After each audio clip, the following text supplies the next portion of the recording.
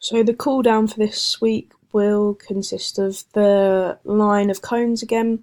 So this will be 8 cones and he will jog through the cones and back. Then he'll jog through and backwards jog back. Then he'll sidestep, changing direction at each cone. He will then lunge at each cone, open the gate at each cone, close the gate at each cone, and lunge and twist upwards and jog backwards. Again, focuses on his quads and hamstrings, as those are the main muscle groups used in the session, but it also serves as a way of slowly decreasing his pulse and also keeping the muscles working so that they don't suddenly seize up and stiffen. The high intensity interval training this week, it will still occur on a Wednesday evening and will be now approximately 17 minutes, so really not much of a difference from the previous week, and it still won't have much of an effect on his busy day. The same warm up and cool down as the plyometric sessions that I previously mentioned, as the muscle groups that are used are still the same.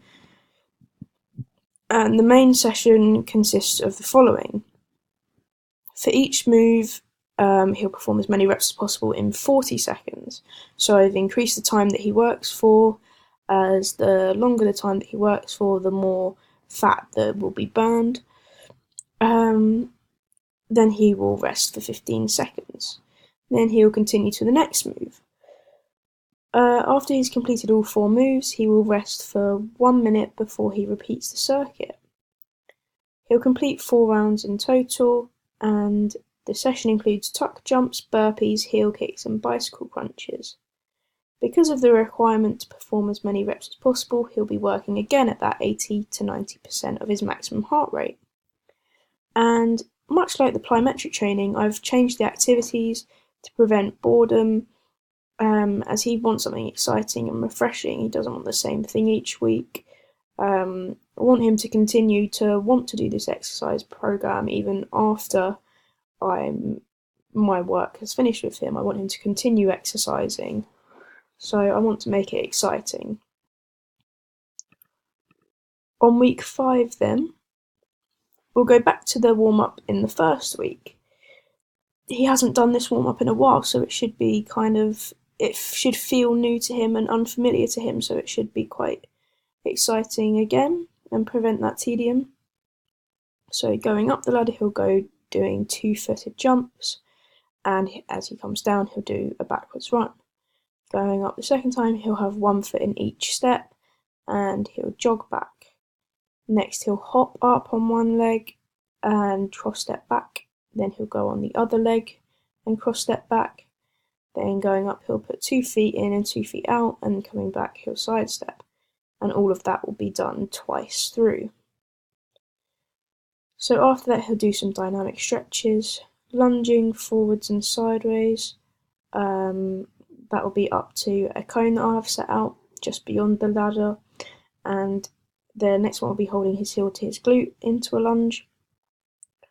Then a latissimus dorsi stretch, which is lunging and twisting. And finally, he'll do some arm stretches, so he'll pull his arm across his body as he walks up, and he'll do arm circles back. So again, the focal point is his quadriceps and hamstrings, as they're the main muscle groups used in the session, and I want to make sure that there's no injury that can occur. For the main session, it will be 4 sets per exercise. Each movement he does will be aerobic. Again, like I said, replicative of the sprints that he will do in rugby. And he will have a lesser recovery time this time, so he will have a recovery time of 1 minute and 40 seconds between sets instead of that 2 minutes. So a decrease in recovery time means that it's harder work, means that it's overloading, and means that improvements can be made as the muscles are having to work with more fatigue. The actual session consists of single leg hops, skater jumps, obstacle jumps, lateral box shuffles, tuck jumps, and jump squats. So it remains at 4 sets, but I'll increase the intensity by increasing the reps to 16. This means that the athlete's muscles have to contract more this week, something allowed by last week's training, as his body has adapted again. And again, this means that I'm progressively overloading him to allow development. In turn, the athlete will train for longer, so the session will now last approximately an hour and 15. It's not as much of a difference as it would be if I changed the sets, but it's still a difference, but not too dramatic that it'll affect his day. It's still working for 3 times a week, so still 3 sessions a week for plyometrics and still 1 time a week for high intensity interval training. I don't want to overload him too much to the point where he can't recover and doesn't have time to recover, so I feel this is an appropriate amount of training in the week, considering he also trains for rugby as well. You can see I've also made changes to the session, so like every other week I've changed the actual activities in the session. So the client will now do front box jumps, weighted lateral box jumps, and board jumps as a substitution for the previous exercises last week. Obviously there are still some from this that are the same from last week, but I've changed some to make it less boring and make it exciting, as he will look forward to learning the new activities. The cool down again will be that line cone cool down. So he'll jog up to the end and back, and then he'll do a backwards jog up and back. He will sidestep, changing direction at each cone and back. Then he'll lunge at each cone and back. He will then open the gate as he goes up and close the gate as he comes back. And he will lunge and twist up and jog back. So that stretches his quads, his hamstrings, his lats, and his glutes mainly, as those are the main muscle groups used in the main session.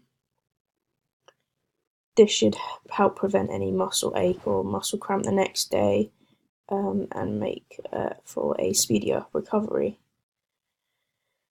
The high intensity interval training will occur on a Wednesday evening and will now be 20 minutes, so it still shouldn't eat into his busy day. And again, it'll be the same warm-up and cool-down as the plyometric sessions, as the muscle groups used are the same, and the session consists of the following. So for each move, he will perform as many reps as possible in 50 seconds. I've increased the time he works for, as, again, like previously mentioned, the longer he works for, the more time for fat to be burned. Then he will rest for 10 seconds this week. So the decreased recovery time means that the muscles are working harder as they're working under more fatigue. That should mean there's more muscle gain in recovery days. And then obviously he'll continue to the next move after that. And after he's completed all 4 moves, he'll rest for 50 seconds instead of 1 minute before he repeats the circuit. So again, that lesser recovery time. He'll complete 4 circuits in total, and the session includes tuck jumps, jumping jacks, step-ups, and lunge jumps. So again, he'll be working anaerobically in that 80 to 90% of his maximum heart rate, replicating the usage of the anaerobic glycolysis system that he will use during sprints in rugby. And I've again changed the activities to prevent boredom, as they will be new and refreshing. So in addition to the training this week, I've actually added foam rolling on a Saturday as a kind of aid in his recovery. I feel that he's working quite hard at the moment. He's got a lot of days of training and a lot of sessions in the week. So I feel like he needs now some recovery work to aid for his recovery. So he'll do foam rolling on his back, his outer thigh, his quads, his hamstrings, his calves, and his glutes. So foam rolling isn't too intense, so it wouldn't hinder him at all, and it would just aid the recovery and reduce the effects of DOMS. So yeah, he has a high demand of exercise now, so he needs extra help to recover, so his muscle can be fully recovered for his rugby games for the following day, and it will allow blood flow to the muscle, helping soothe aches and ridding of lactic acid, meaning that he can work efficiently in his rugby game the next day. In the final week, the warm-up will be using resistance band stretches. So he'll do shuttle runs up and down to raise his heart rate, changing speed on command, and he'll do a series of resistance stretches. So that will be lunges, side steps, push-ups, front raises, donkey kicks, glute bridges, hamstring stretch, and quadricep stretch. All of them will be 10 reps, except for the push-ups and the glute bridge, which will be 5 reps. And he will do that once through for each. The main session will be 5 sets per exercise, so this is for plyometrics, and each exercise movement he does will be anaerobic, so 80% of his maximum heart rate. Again, that's representative of the sprints that he will do in the rugby game, and he'll have 2 minutes rest between sets. So this will consist of tuck jumps, barbell jump squats, obstacle jumps, lateral box shuffles, a kneeling jump squat, and regular jump squats. So it remains at 16 reps, but I'll increase the intensity by increasing the sets to 5.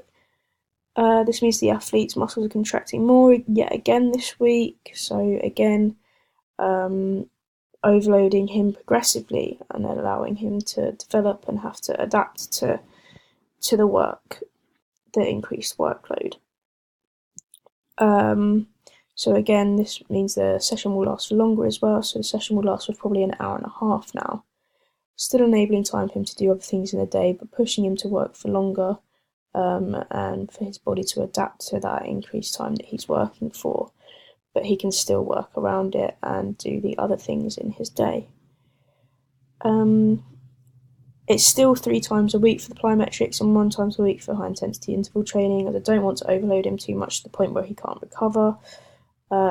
Pushing him to work for any longer would be ridiculous. He needs recovery time, from my sessions and from his rugby sessions as well. And you can see I've also made changes to the session, specifically the exercises involved.